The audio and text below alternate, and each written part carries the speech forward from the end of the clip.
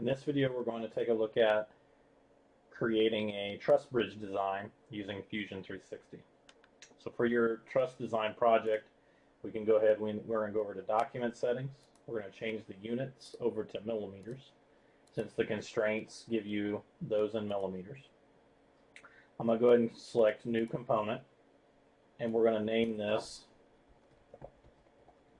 truss bridge. And we're going to say OK. The component becomes active, which means we can go ahead and we can start sketching. I'm going to click Create Sketch, choose the front plane. From here, I'm going to use the origin as the center point. So what I'm going to do is I'm going to create a two-point rectangle starting here to the left of the origin and going up like this. Now something to go through and help us out, under Constraints, I'm going to choose Midpoint, choosing the bottom line of the rectangle, and choosing the origin. That will lock that into place so that way that is being completed there.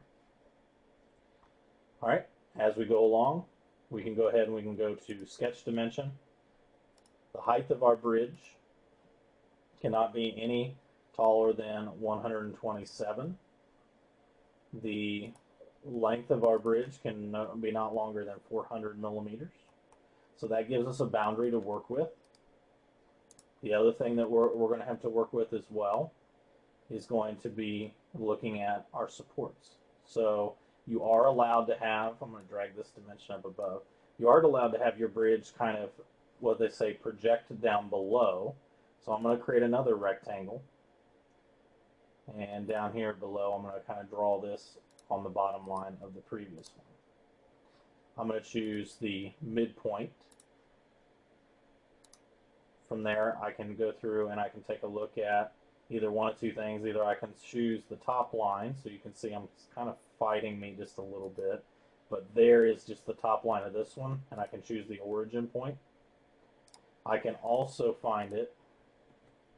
I can also go through and have where I end up having, so that way that this rectangle is going to go through and be equal.